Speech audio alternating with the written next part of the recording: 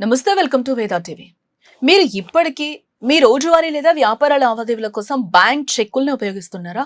అయితే ఈ వార్త ఖచ్చితంగా మీకోసమే. మీ చెక్ బుక్ లో కొత్త భద్రతా ఫీచర్లు ఉన్నాయో లేదో ఒకసారి తక్షణమే సరి చూసుకోవడం చాలా బెటర్.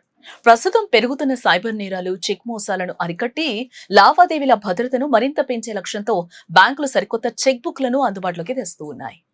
బ్యాంక్ ఆఫ్ ఇండియా వంటి పలు ప్రముఖ బ్యాంకులు తమ చెక్కులపై ఆల్ఫా న్యూమరిక్ కోడ్ అనే ఒక ప్రత్యేకమైన భద్రతా ఫీచర్ను జోడిస్తూ ఉన్నాయి. అక్షరాలు, అంకెల ప్రత్యేక కలయికతో రూపుదిద్దుకునే ఈ కోడ్ వల్ల క్లియరింగ్ సమయంలో చెక్కులను చాలా సులభంగా గుర్తిస్తారు.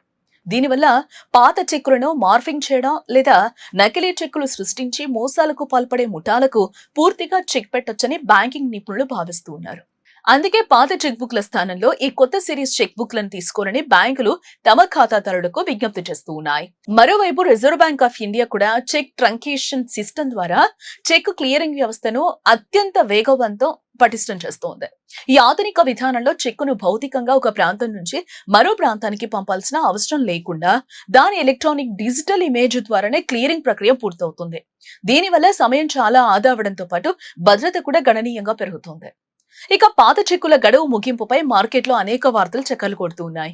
ముఖ్యంగా 50,000 లేదా అంతకంటే ఎక్కువ విలువైన పాత చెక్కులను 2026 డిసెంబర్ 31 చివరి గడువు అంటూ కొన్ని కథనాలు వస్తూ ఉన్నాయి. అయితే వినియోగదారులు ఒక విషయాన్ని ఇక్కడ స్పష్టంగా గమనించాలి.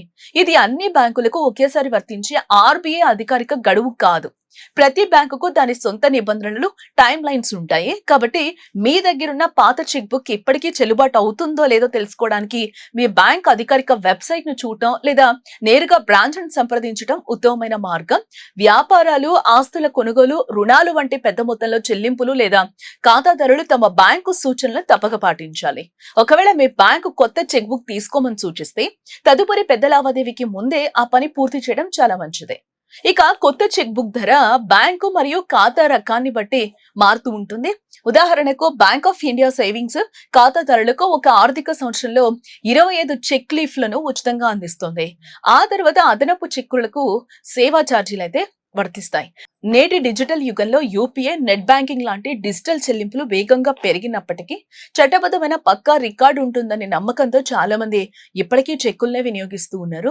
అయితే చెక్ రాసేటప్పుడు కొన్ని కీలక విషయాలైతే గుర్తుంచుకోవాలి. చెక్కుపై రాసిన తేదీ నుంచి 3 నెలలు మాత్రమే అది చెల్లుబాటు అవుతుంది.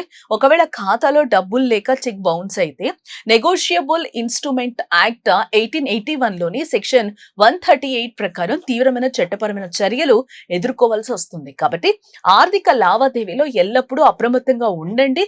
మీ బ్యాంకింగ్ ను సురక్షితంగా ఉంచుకోండి. ఇలాంటి మరిన్ని ఇంట్రెస్టింగ్ వీడియోస్ కోసం తప్పకుండా వేదా టీవీ న్యూస్ ని సబ్స్క్రైబ్ చేసుకోండి.